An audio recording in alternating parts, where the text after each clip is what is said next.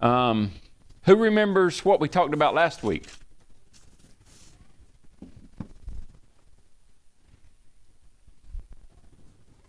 What did we talk about last week? Jacob going where? Okay, yep. He went up there to get a wife, right? He was running away from home, kind of getting away from Esau, who wanted to kill him. He's going up there. He had an encounter at Bethel. And what was that encounter? What did he dream of? The ladder, right? He saw angels ascending and descending, and then God's at the top of the ladder from the covenant that I had with Abraham and Isaac, your fathers, okay? And so he did that, and Jacob said, Lord, if you will see me to where I'm going, protect me until I can get back, then I will serve the Lord, right?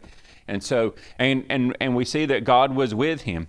So he goes on up, and you can already see God is paving the way, right? He ends up in Haran. He ends up at Laban's family area. He ends up at the well that Rachel happens to come out to, and they greet him and welcome him. And he decides, hey, I'm going to work 7 years for Rachel. But what happened?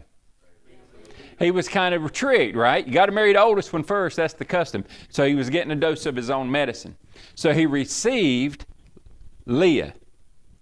But then Laban said, look, if you want Rachel too, because she's next in line, you can have her, but you got to give me another 7 years. I'll go ahead and give her to you after the week of marriage with Leah. I'll go ahead and let you marry her too, so you'll have 2 wives, but you owe me another 7 years. And so he agreed to do that. And then he agreed to stay another 6 years, taking care of the flock and things like that. So he's been a total of about 20 years with Laban, with Rachel, Leah, and their family. That's a long span of time to stay and work. And God was with him. And because the covenant with Abraham said, I will bless those that bless thee, that passed on to Jacob as well. So Laban is really benefiting from Jacob being there. Jacob's a hard worker. He knows a lot about the flock. And God blesses him and therefore blesses Laban. So Laban is just thrilled to have Jacob there. But we're going to find out things will start to change. So we're going to start in chapter 30, verse 1, but let's go to the Lord in prayer. Dear Heavenly Father, we thank you for tonight. We thank you for this beautiful place of worship, Lord, and our brothers and sisters that gather here to worship and honor you, God. Lord, our desire is to learn more about you, that we may live by it, that we can please you, Lord, and Lord, out of love, reach those that are lost. So Lord, let this knowledge and wisdom enter into our hearts and our souls, God, and help us to live by it. Guide our discussion and teaching tonight, Lord. And Lord, just amaze us with your beauty, your structure, your will, and all things, Lord. And Lord, we just pray that Jesus Christ is with us tonight as we honor him in praise and worship through the reading of his word. Amen. All right. Let's get right into it. Chapter 30, and I'm going to read the first 24 verses. As I read, Laura, if you would go to the board, we're going to see that Leah and Rachel are going to enter into a competition, a child-bearing competition. That's really what it is. And so, as we read and find out the children's names, Laura, if you would write those names under the ladies, okay? So you can go ahead and put Leah on the far left. And you can put Zilpah to the right of that. Zilpah. Because these are the 4 ladies that are going to be involved in this competition. Then you can put Rachel.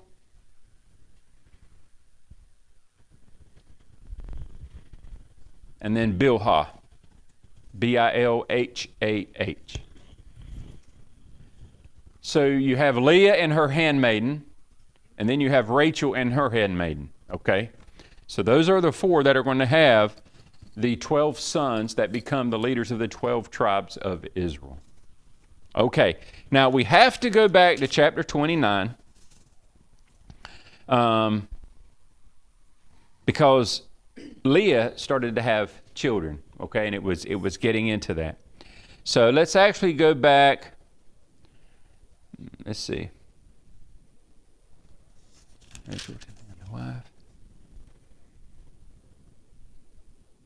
Okay, here we go.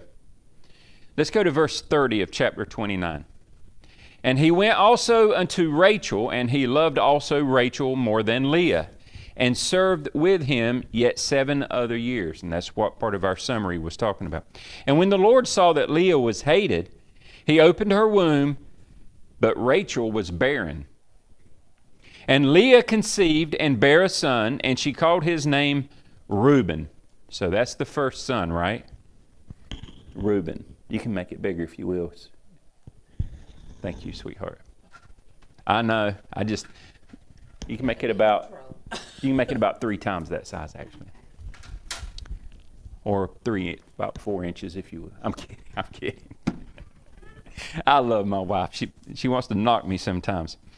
She called his name Reuben, for she said, surely the Lord hath looked upon my affliction. Now, therefore, my husband will love me. And she conceived again, and bare a son, and said, because the Lord hath heard that I was hated, he hath therefore given me this son also. And she called his name Simeon, which means hearing.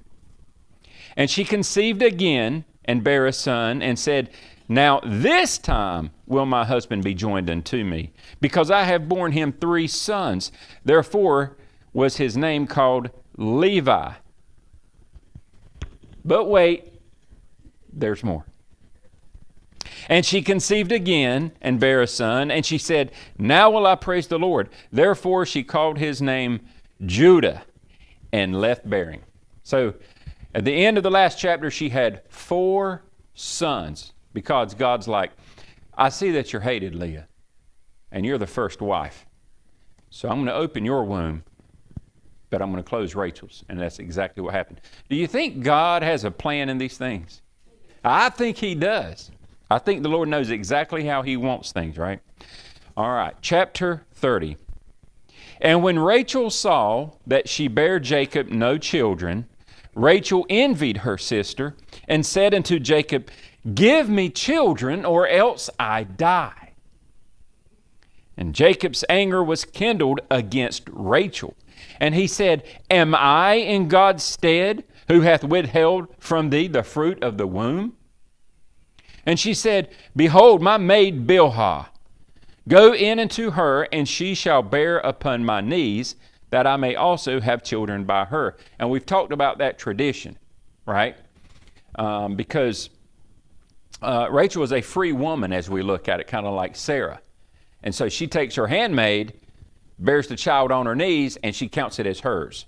Okay? We've talked about that. And she gave him Bilhah, her handmaid, to wife, and Jacob went in unto her. And Bilhah conceived, and bare Jacob a son. And Rachel said, God hath judged me, and hath also heard my voice, and hath given me a son. Therefore called she his name Dan. So that's Bilhah's son, Dan. And Bilhah, Rachel's maid, conceived again, and bare Jacob a second son. And Rachel said, with great wrestlings have I wrestled with my sister, and I have prevailed. And she called his name Naphtali. You see it?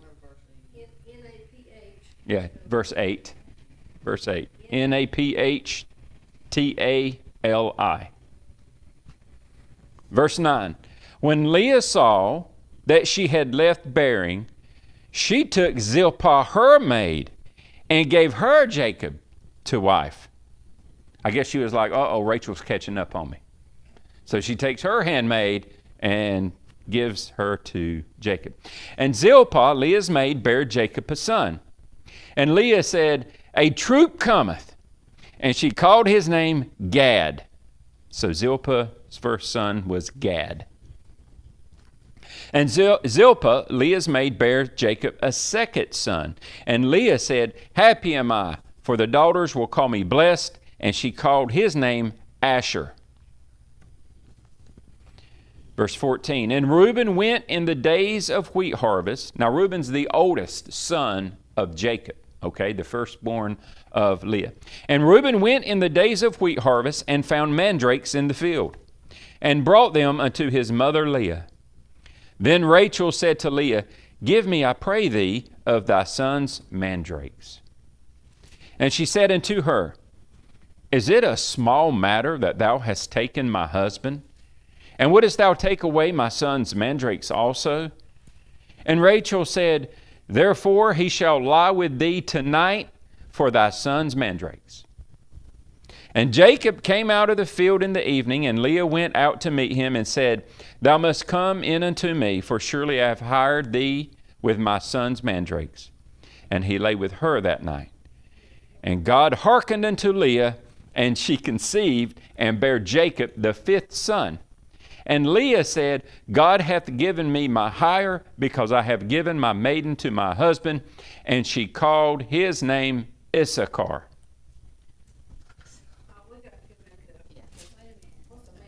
Hold on. Verse 19. Issachar. Issachar. Issachar. Verse 19, and Leah conceived again, and bare Jacob the sixth son. And Leah said, God hath endued me with good dowry. Now will my husband dwell with me, because I have borne him 6 sons. And she called his name Zebulun, Zebulun.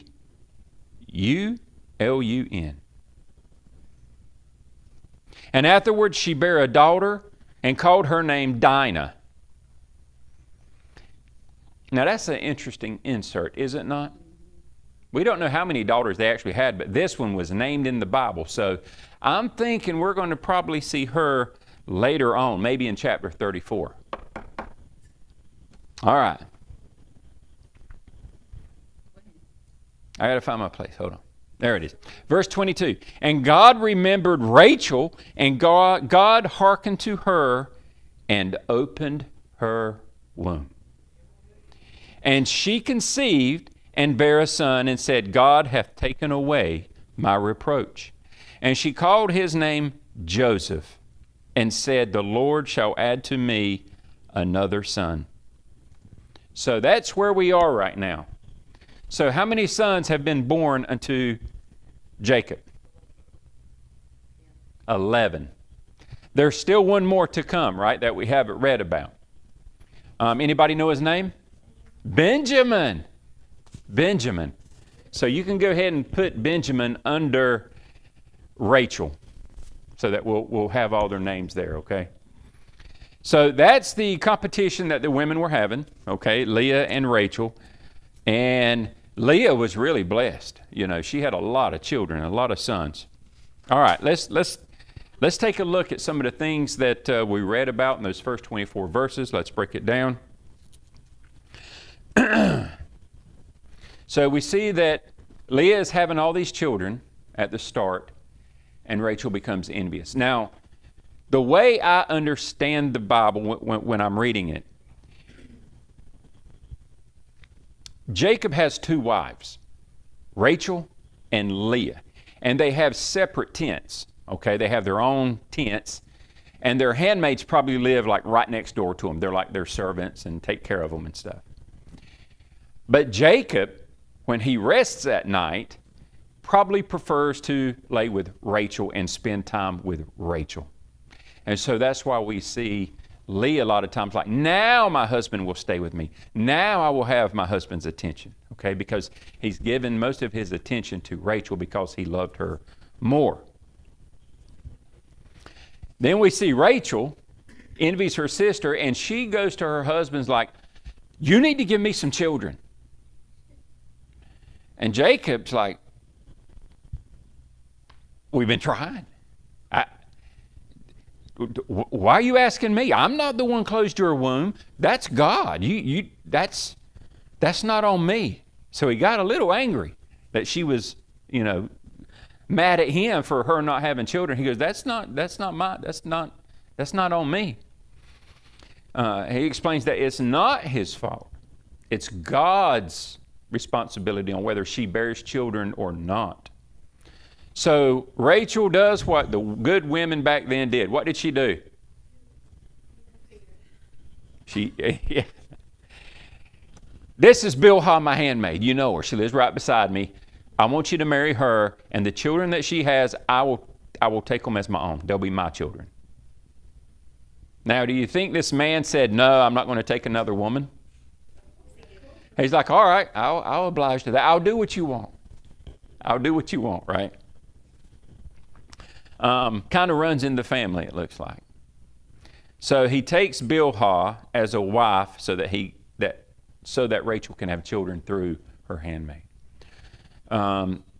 Rachel's sons through Bilhah do not reflect the faith that Leah had. Rachel felt wrongs over her barrenness. Her efforts to have children through her maidservant reflect Sarah's similar attempt with Hagar. You remember that with Abraham? Well, let me help God out here, you know. The competition continues with Leah producing even more children and even giving her handmaiden Zilpah to Jacob to have even more children.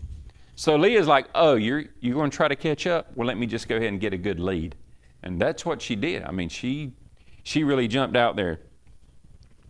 And then I heard some of you talking about mandrakes. What is a mandrake? Anybody know? Anybody want to take a guess? What? Fertility? It's an aphrodisiac, as we call it today. Everybody knows what that is, right? I just want to make sure. Okay. So Reuben's out in the field. He finds some mandrakes, bring them to his mom. And Rachel's like, hey, I'd like to have some of those. And she basically makes a deal with Leah saying, look, if you'll give me some of those mandrakes, I'll give up some of my time with Jacob so that you can be with him. You know, you pay me mandrakes and I'll let you sleep with my husband, basically. In the field. They were just growing in the field. I'm not exactly sure. I don't know. It's mandrakes, though. Rachel felt the mandrakes would work for her, so she requests some. And then it says Leah had another daughter and named her Dinah. Now, who in here knows about Dinah? It's one of those things you don't hear a lot of, but we'll read more about her in chapter 34. I don't want to get too in depth, but basically, some of the neighboring ites, one of them takes a liking to her. I think it's Shechem or something like that, Shechem, rapes her. And two of her brothers are going to take care of business. So we'll get to that in chapter 34. But then we read something very important. God remembered Rachel. You see, Jacob loved Rachel, and that's who he really wanted to have a child with. And Rachel was pretty much on the sidelines. But then God's like, I remember you. And so he opened up her womb. And she had Joseph. Now, the woman that Jacob loved dearly, Rachel, was not able to have children. And he's having all these other children by these other women. And then years later, the youngest one at that time, which would have been the youngest, Joseph, is born. How do you think Jacob treated him? Different? Yeah, this is Rachel's son, like her son, right? This is my firstborn through Rachel. So yeah, he was probably pretty spoiled. As a matter of fact, as we read in the future here, you'll find out that Jacob gets the coat of many colors. His brothers start hating him because he gets all the attention. So yeah, so we'll see how that works out. Remember, we talked about favoritism, right? Talked about favoritism.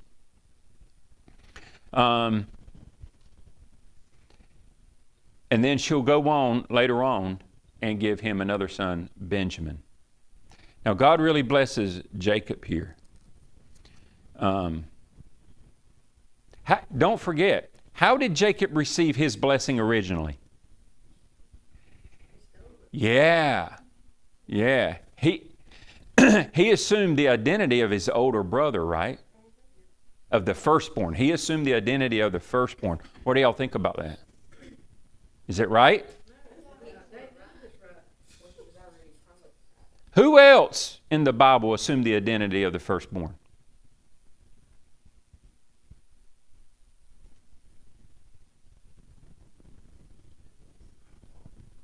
All of us that are Christians.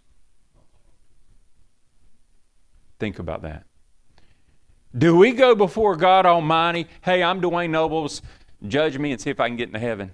No, we're like, Jesus is our intercessor. It is His righteousness. It is what He did, His finished work. It is His sacrifice. It is Jesus that stands in and is like, I cover them. And we assume His identity. So what do you think about that now? You know, it puts things in perspective, don't it? But we know that God is blessing Jacob. Sometimes you can overlook that. Verses 25. Yeah, don't forget, we assume the identity of God's firstborn son. Verse 25, and we will read through the rest of it.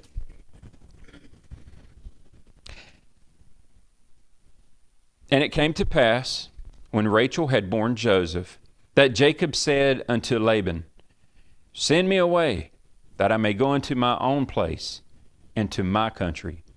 Give me my wives and my children, for whom I have served thee, and let me go, for thou knowest my service which I have done thee.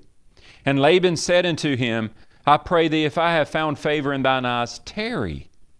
For I have learned by experience that the Lord hath blessed me for thy sake. And he said, Appoint me thy wages, and I will give it. And he said unto him, Thou knowest how I have served thee, and how thy cattle was with me. For it was little which thou hast before I came, and it is now increased into a multitude. And the Lord hath blessed thee since my coming. And now when shall I provide for mine own house also? And he said, What shall I give thee? And Jacob said, Thou shalt not give me anything. If thou wilt do this thing for me, I will again feed and keep thy flock. I will pass through all the flock today, removing from thence all the speckled and spotted cattle, and the brown cattle among the sheep, and the spotted and speckled among the goats. And of such shall be my hire. So shall my righteousness answer for me in time to come, when it shall come for my hire before thy face. Every one that is not speckled and spotted among the goats, and brown among the sheep, that shall be counted stolen with me. And Laban said, Behold, I would it might be according to thy word. And he removed that day the he-goats that were ring-straked and spotted, and all the she-goats that were speckled and spotted, and every one that had some white in it, and all the brown among the sheep, and gave them into the hands of his sons. And he set 3 days' journey betwixt himself and Jacob fed the rest of Laban's flocks. And Jacob took him rods of green poplar, and of the hazel and chestnut tree, and peeled white strakes or stripes in them, and made the white appear which was in the rods. And he set the rods which he had piled before the flocks in the gutters and the watering troughs, when the flocks came to drink, that they should conceive when they came to drink. And the flocks conceived before the rods, and brought forth cattle ring-straked, speckled, and spotted. And Jacob did separate the lambs, and set the faces of the flocks towards the ring-straked, and all the brown in the flocks of Laban. And he put his own flocks by themselves, and put them not unto Laban's cattle. And it came to pass, whensoever the stronger cattle did conceive, that Jacob laid the rods before the eyes of the cattle in the gutters, that they might conceive among the rods. But when the cattle were feeble, he put them not in. So the feebler were Laban's, and the stronger Jacob's. And the man increased exceedingly, and had much cattle, and maidservants, and men servants, and camels, and asses. So after Rachel had given birth to Joseph, he's like, look, I've got wives. I've got 11 sons. I have increased Laban's value many times over. He's got a multitude of flocks now because he's been blessed, because God is watching over me. And Laban knows this. So he goes and he goes, look, I have worked for you. I need to leave. I got to start providing for my own family. I need to get my own wealth. I need to get my own stuff here. I got to leave and go back home. And Laban pleads with him. He's like, look, I'm not a dumb man. I know that I have this multitude because your God's blessing you and me, because you're with me. So what do you want to stay here? Well, tell me what it'll take. Please stay here. Stay longer. So Jacob comes up with this deal, doesn't he? Did everyone understand it? The speckled, the spotted, the ring straight, the brown, the white. Who understood it? It had something to do with how he was breeding them. So it had something to do with how he was breeding. Yes, that is a true statement. But I don't know. I got confused a little bit. Like he laid what he had in the gutter. I don't know if that was, he divided them where they couldn't get out, so they could mate. I don't know. That's the gist. Okay. Okay. That's all I know. So Jacob proposes a plan. Okay.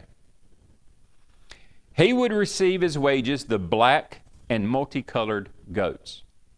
Now, just so you know, whenever he presented this to Laban, Laban's like, well, black goats, and they're rare. Like, for every 10 sheep I have, only like one's black, and he's wanting the black, so that's fewer for him and more for me. Okay, that looks pretty good. He also, so black and multicolored. The speckled and spotted sheep that would be born would go to Laban, which is the majority of what's normally born. Okay? So Laban thinks about it and he goes, that's advantageous for me. Yeah, I'll take that deal. Yeah, sure, I'll take that deal. And Jacob presented it in such a way because he knew Laban would take that deal. Jacob's plan was a risky one, but he was looking out for his own interest, hoping to prosper from this endeavor. Was he showing faith? I think so. I think so. He was showing faith. Laban, to ensure he had the advantage, what did Laban do right after they made that deal? He immediately removed all the animals of abnormal color, giving them to his sons, not to Jacob. So he separated all the ones that could have possibly bred and gave Jacob cattle. So he took all of them and said, here, sons, y'all can have these and take care of these. So he took them from Jacob to have the advantage. And then he's like, now, take them 3 days away. Because he didn't want them to be, he made sure that he had the advantage. So Laban's, man, I'd want to fry his jaws, wouldn't you? I'd want to fry his jaws. But yes, he is. That ensured that Jacob would have a difficult time in acquiring any cattle or anything like that. But as we know, God was with Jacob and he blessed Jacob greatly. Jacob began to do something. He peeled back the bark on some sticks to expose the whiteness underneath. Who's ever took a stick out the woods and took a knife and kind of shaved off and you see the white part? That's what Jacob's doing here. He's getting some sticks of the poplar and these other trees, and he's shaving it off to where they're white. And he would put them down in the watering troughs area whenever, he's like, hey, that's a strong goat and sheep there. He'd put them out, and he would breed them in such a way that he would get the stronger sheep.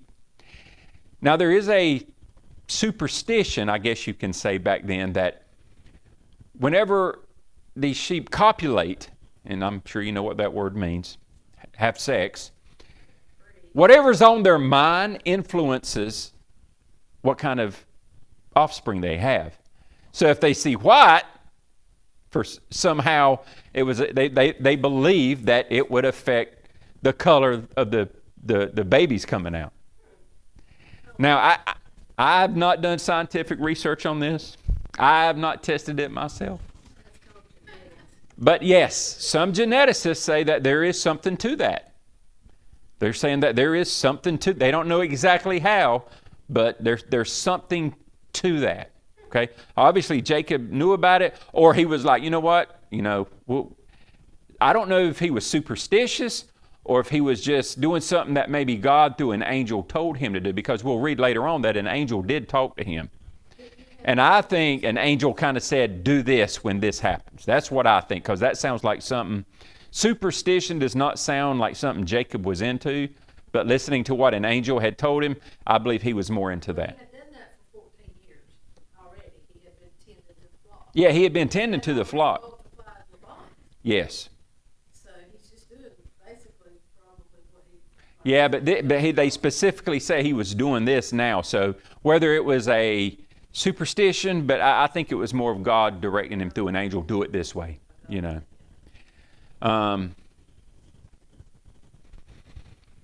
Jacob used selective breeding by mating the stronger animals for himself and the weak female goats and sheep for Laban. In verse 43, we find that Jacob greatly prospered at the expense of Laban, who basically got what he deserved, because Laban was not doing him right. He gained much cattle, maidservants, men servants, camels, and asses. Now, picture it this way. Let's say if Brother Tommy owns all the land around here, right? Let's say he's got 100 acres.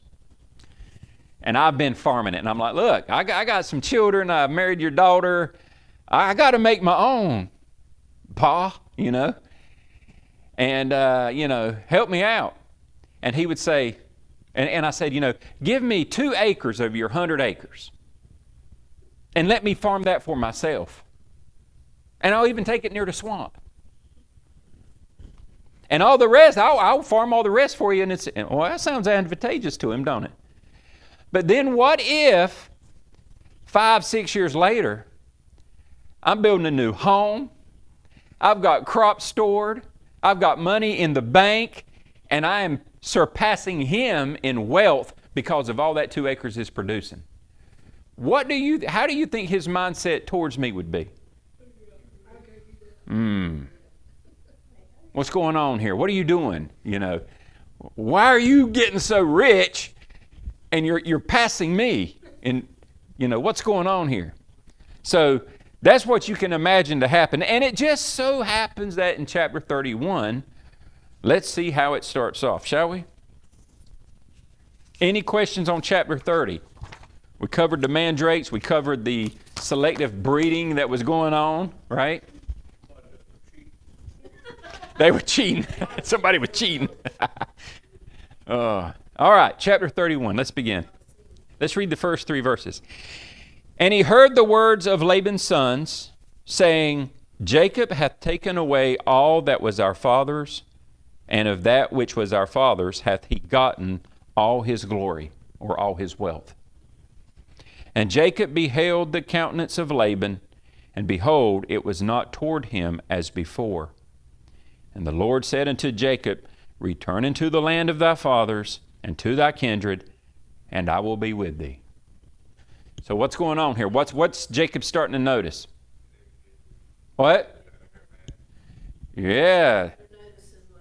Starting to get those, the sons are starting to get a little, what's going on here? Everything that he's getting is from our father. What's going on here? And they're the heirs of the estate, right? They're the ones that's going to be inherited, so they're concerned. They're like, hey, you're messing with our inheritance here. Because he's benefiting way more than Laban. Jacob hears of their displeasure and also finds that his relationship with Laban is beginning to sour. You see where Laban used to be like, hey, son-in-law, come, let us eat, let us feast. How's it going? Now he's starting to get a little sour towards him. And Jacob's picking up on that. God sees it too. And he's like, Jacob, it's probably time that you go on back home. It's time for you to go ahead and leave here. So that's where we are. So Jacob needs to talk to his wives, right? I mean, they're the man's daughters, so he's got to talk to them. So that's what we're going to read here in 4 through 13. And Jacob sent and called Rachel and Leah to the field unto his flock. and said unto them, I see your father's countenance, that it is not toward me as before, but the God of my father hath been with me. And ye know that with all my power I have served your father. And your father hath deceived me, and changed my wages 10 times. But God suffered him not to hurt me. If he said thus, the speckled shall be thy wages, then all the cattle bear speckled. And if he would have said thus, the ringstrait shall be thy hire, then bear all the cattle ringstrait. Thus God hath taken away the cattle of your father, and given them to me. And it came to pass at the time that the cattle conceived, that I lifted up mine eyes, and saw in a dream, and behold, the rams which leaped upon the cattle were ringstrait, speckled, and gristled, which means spotted. And the angel of God spake unto me in a dream, saying, Jacob. And I said, Here am I. And he said, Lift up now thine eyes, and see, all the rams which leap upon the cattle are ringstrait, speckled, and gristled. For I have seen all that Laban doeth unto thee. I am the God of Bethel, where thou anointest the pillar, and where thou vowest a vow unto me. Now arise, get thee out from this land, and return unto the land of thy kindred. So that was that encounter I was talking about previously. So Jacob gets his 2 wives there while he's in the field, and he explained, like, look, God has really blessed me, and he's blessed your father. But your father's not doing me right. And it's time that we leave. God's told me it's time to go on back, because your father's not liking me as much, because God's blessing me.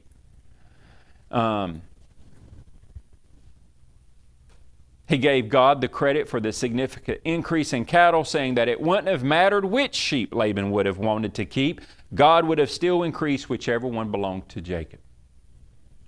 Furthermore, he explains that God had commanded him to leave Laban and return home. Basically, what Jacob is doing is like, look, I don't want to just take you. I want you to be willing to go with me. He wants a willing family to leave this land, because that's all they've known is that land, their father, that farm. That's all they've known. And he's like, I want y'all to go with me willing. Please understand why I'm wanting to leave now. But even more importantly was what we covered at the end there. God was like, did you forget the vow? You made a vow unto me at Bethel. If I would protect you on your trip, if you would get a wife, and if, then you would return and serve me. And so Jacob's like, I made a vow. I made a covenant with God, and I am going back home. So he's going to keep his vow. That was more important to him. Verses 14 through 16. And Rachel and Leah answered and said unto him, Is there yet any portion or inheritance for us in our father's house? Are we not counted of him strangers? For he hath sold us, and hath quite devoured also our money. For all the riches which God hath taken from our father, that is ours, and our children's. Now then, whatsoever God hath said unto thee, do. So what are they saying? Yeah. What are we getting from our father? And we ain't getting nothing, and we don't have any inheritance. He sold us as basically slaves. I mean, we're just resources to him, and for his benefit, he gave us into marriage. What God tell you to do, let's do it. And all the stuff that you have, all these new cattle and handmade, and all this wealth that God has blessed you with, hey, we're considering that our inheritance part. Let's go. It's time to go. So they're with him. They're willing, right? So they're willing and they're with him. Now, I imagine that Leah and Rachel both knew that their father was displeased.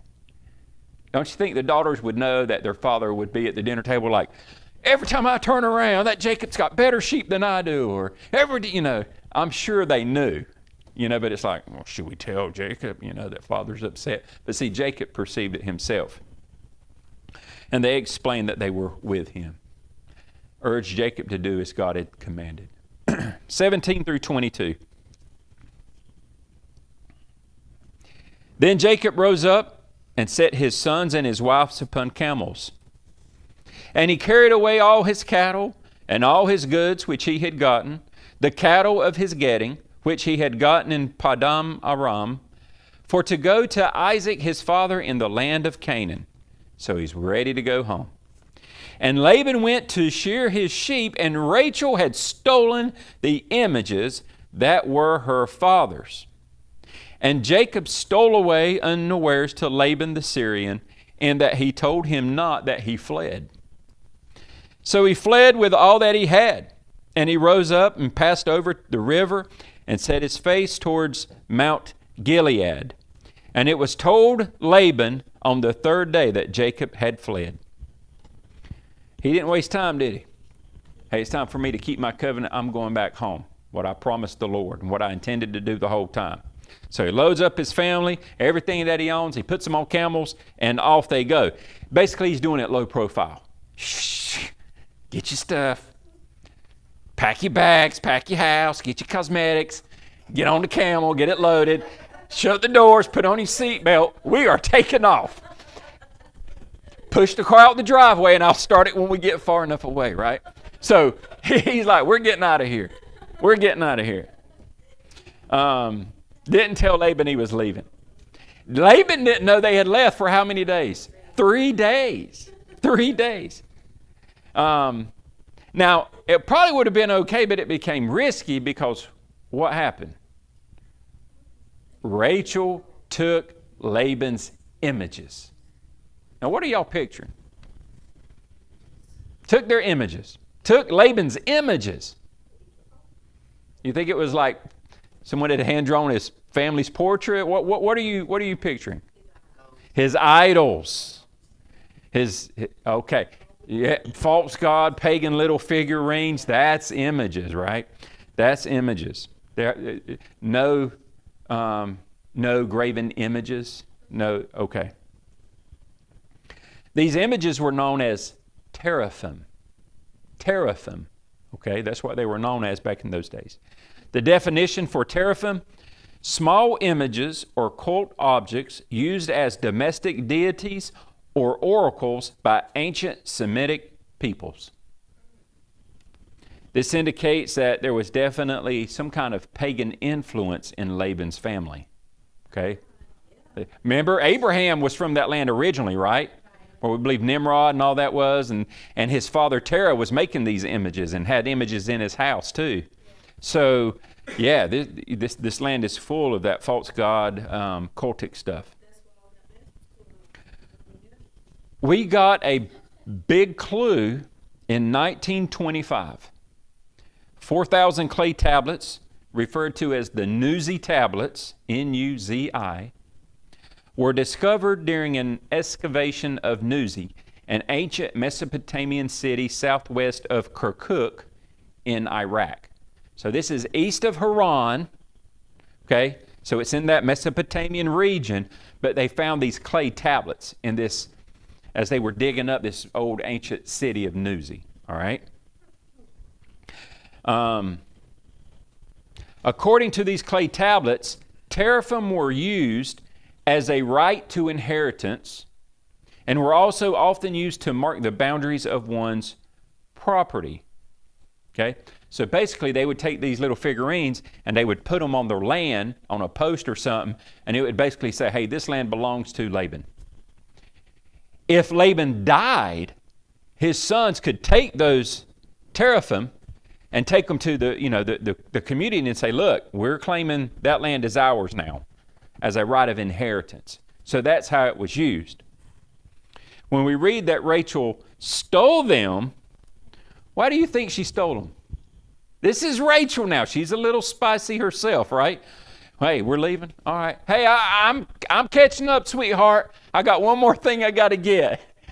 And she goes and starts to spite her father? He was so greedy. Because he was greedy? So what would taking the teraphim do? They were just little false god things, right? Because he was all about what he had. He was all about what he had? What did he give Rachel and Leah as an inheritance? Nothing, right? So if she took these teraphim And they went back to Jacob's land. When she heard her father had passed, what could she then do? Jacob, why don't you go back and seize everything? You have the teraphim. That's probable one of the reasons people think that she did it.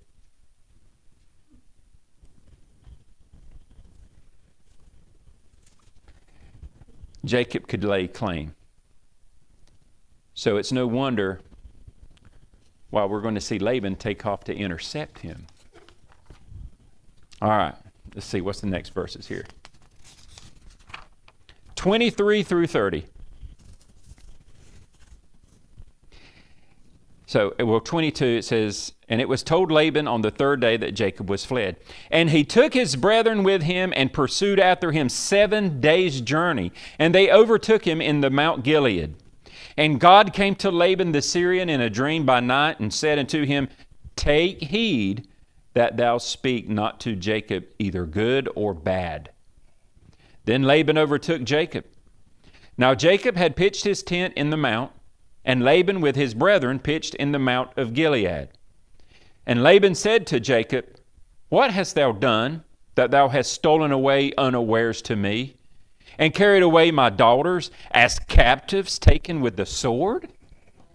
Wherefore did thou flee away secretly, and steal away from me, and did not tell me, that I might have sent thee away with mirth, and with songs, and with tabret, and with harp, and hast not suffered me to kiss my sons and my daughters?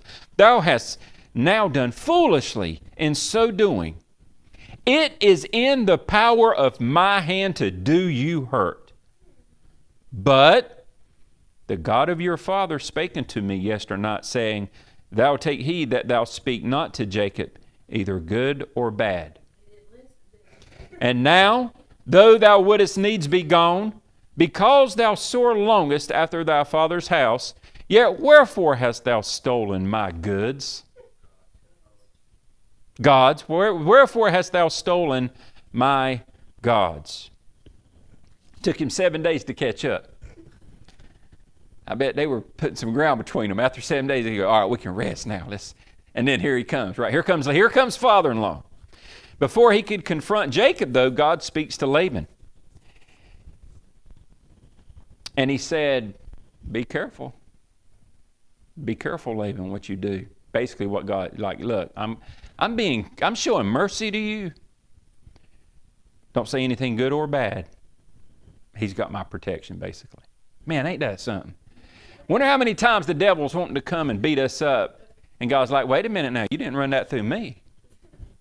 You don't do nothing to my children unless I give you permission. So, yeah, we see that firsthand here. All right.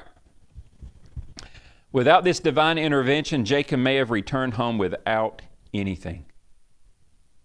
Because Laban said, look, I have the right now to do hurt to you. He could have took his daughters, all the cattle, took everything and took it back, right? Laban finally confronts Jacob and asks why he would secretly run away and take his daughters captive. He claims that he would like to have had it at least celebrated before they left. I don't buy that. I do not buy that. He exclaims that Jacob didn't even allow him to kiss his daughters goodbye. Laban then tells Jacob that he has every right to destroy him, but now God has warned him not to do so. And then he states in layman's terms, it's one thing to steal away my daughters and flocks, but my gods too? Well, why'd you take them? You know, he was referring to those teraphim that Rachel had taken, right? Now, does Jacob know Rachel took the teraphim? She didn't go and tell him. No one knows, right? Laban knows, but he don't know exactly who, but he knows they left with Jacob and his herd, right? So let's go on and go through 42 here. 31. And Jacob answered and said to Laban, because I was afraid. For I said, peradventure thou wouldest take by force thy daughters from me. With whomsoever thou findest thy gods, let him not live. Before our brethren, discern thou what is thine with me, and take it to thee. For Jacob knew not that Rachel had stolen them. And Laban went into Jacob's tent, and into Leah's tent, and into the two maidservants' tents, but he found them not. You know why? Because they weren't in there. Then went he out of Leah's tent and entered into Rachel's tent. Now Rachel had taken the images and put them in the camel's furniture, which was his saddle, and sat upon them. And Laban searched all the tent, but found them not. And she said to her father, Let it not displease my Lord that I cannot rise up before thee, for the custom of women is upon me. And he searched, but found not the images. And Jacob was wroth and chode with Laban. That means he was angry and started fussing at him. And Jacob answered and said to Laban, What is my trespass? What is my sin that thou so hotly pursued after me? Whereas thou hast searched all my stuff, what hast thou found of all the household stuff? Set it here before my brethren and thy brethren, that they may judge between us. This 20 years have I been with thee. Thy ewes and thy she-goats have not cast their young, and the rams of thy flock have I not eaten. That which was torn of beast I brought not unto thee. I bear the loss of it. Of my hand didst thou require it, whether stolen by day or stolen by night. Thus I was. In the day the drought consumed me, and the frost by night, and my sleep departed from mine eyes. Thus I have been 20 years in thy house. I served thee 14 years for the 2 daughters, and 6 years for thy cattle, and thou hast changed my wages 10 times. Except the God of my father, the God of Abraham, and the fear of Isaac had been with me, surely thou hast sent me away now empty. God hath seen my affliction and the labor of my hands, and rebuked thee yesterday. I bet Jacob was pretty relieved he didn't find any stolen goods. But that just made him angry, like, oh, I'm going on the offensive now. What'd you find? Nothing? All this stuff I've been doing for you, and this is how you treat me? Are you kidding me? So he's angry. Jacob explains he fled because he didn't want Laban to take Leah and Rachel. As for the accusation that Jacob had stolen the teraphim, Jacob's like, I ain't took nothing from you. I didn't take anything from you. Search. And if somebody did take it, they will be put to death. You see, he didn't know he was putting a death sentence on Rachel. Think about that. He had no idea. With Jacob's permission, Laban begins to search their tents. Now, do you think Rachel may have had her head out her tent looking around? There was probably a little ruckus going on, right? She probably heard her father like, look, somebody took my little false gods. My sign of inheritance, my markers. Somebody's took them. Well, go search. Whoops. I know where they are. They're in my tent. That's what Rachel was saying. So she devises a plan to hide them. Okay? That's what she's doing. They are. Rachel obviously knew that her father was searching for her. She put the idols in her camel's saddle and sat on the saddle in her tent. That's What are you riding, sweetheart? I'm just sitting on the camel saddle. It's comfortable, you know. You want me to sit on the dirt? I'm sitting on the saddle. Anyways, when he entered Rachel's tent, she didn't rise up and explain that basically in another way, it was that time of the month, right? So now, Laban never imagined that his daughter would take a chance to contaminate the idols. Because for a woman during that time, it was unclean, contaminated, right? And to do that to a God, oh. So he didn't even no, I'm not even going to look under the saddle. Like, there's no way my daughter would ever do that. And he didn't look. He did not look. After Laban come up empty-handed, Jacob got angry. What have I done you wrong? Why have you falsely accused me of theft? I worked for you faithfully for 20 years. I watched over your sheep during extreme heat and cold. You've changed my wages 10 times. And then he says, and to be honest, if it weren't for my God and the fear of Him, you would have took everything long before now and kicked me out. Let's finish this up. Chapter 4, or verse 43. And Laban answered and said unto Jacob, these daughters are my daughters, and these children are my children, and these cattle are my cattle, and all that thou seest is mine. And what can I do this day unto these my daughters, or unto their children, which they have borne? Now therefore, come thou, let us make a covenant, I and thou, and let it be for a witness between me and thee. And Jacob took a stone and set it up for a pillar.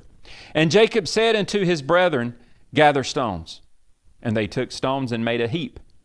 And they did eat there upon the heap. And Laban called it Jegarsah Haduthah, but Jacob called it Gilead. And Laban said, this heap is a witness between me and thee this day. Therefore was the name of it called Gilead. And Mizpah, for he said, the Lord watch between me and thee when we are absent one from another. If thou shalt afflict my daughters, or if thou shalt take other wives beside my daughters, no man is with us. See, God is witness between me and thee. And Laban said to Jacob, behold this heap, and behold this pillar, which I have cast between me and thee. This heap be witness, and this pillar be witness, that I will not pass over this heap to thee, and that thou shalt not pass over this heap and this pillar unto me for harm. The God of Abraham, the God of Nahor, the God of their father, judge between us. And Jacob sware by the fear of his father Isaac. Then Jacob offered sacrifice upon the mount, and called his brethren to eat bread. And they did eat bread, and tarried all night in the mount. And early in the morning Laban rose up, and kissed his sons and his daughters, and blessed them. And Laban departed, and returned into his place. So Laban's like, okay, I came here angry. I was going to take all my stuff back, but then I found out I falsely accused the man. He didn't take my stuff. He's angry with me. Hey, let's make a covenant. Because he realizes he's kind of far away from home. He's now getting on Jacob's turf. And God, who watches over Jacob, has already warned him. And so he's like, hey, this guy might get really angry and come and take everything I have. Hey, let's make a covenant. Let's make a covenant. Laban made the suggestion because Jacob didn't need it or care for it. He didn't need no covenant. So Laban is the one that wanted it. Jacob agrees. As a reminder of the covenant, Jacob takes a stone and sets it up as a pillar. He then has his men gather more stones and place around it. So imagine this like tall little pillar of a rock thing, and then they put stones all around it as well, the little stones. Okay, so it's like a circle and then a stone in the middle. So it's a reminder. It's put there to be a reminder that would last a long time. The covenant agreement was Jacob was not to harm Laban's daughters or marry any other women. Jacob and Laban would stay apart from one another. They wouldn't cross the boundary, and he would treat his daughters correctly. Both the boundary settlement and the wives' rights showed that Laban and Jacob wanted to confirm the status quo. This covenant also marked a break from the east for the family of Israel. You know how like from Abraham and Isaac, they were always going back to get wives, and now there's a break. Nope, we're not crossing over anymore. So that's done. Jacob offered a sacrifice unto God, and then he ate with his family and with Laban's. The next morning, Laban blessed his family members that were with Jacob, and then they departed. So Jacob is doing what? Heading back to who? Esau. Going back to Esau. It's been 20 years, right? But we will have to wait for that adventure until another time. So that's where we are. So everybody following the story of Genesis from creation, Noah, all the way, Abraham, and now the lineage.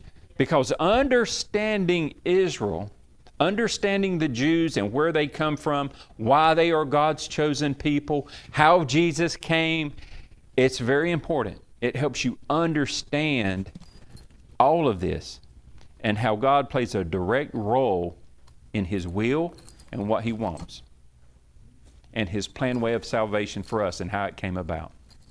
Any questions for tonight? Anybody learn anything?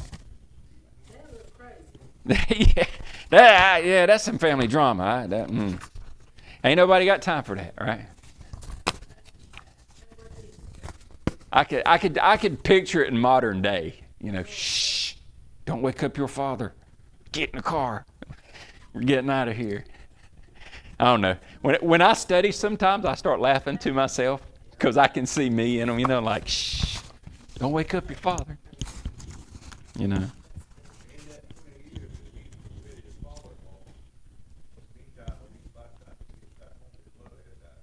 Yeah, his mother will have died. Yeah. All right. If there's no more questions.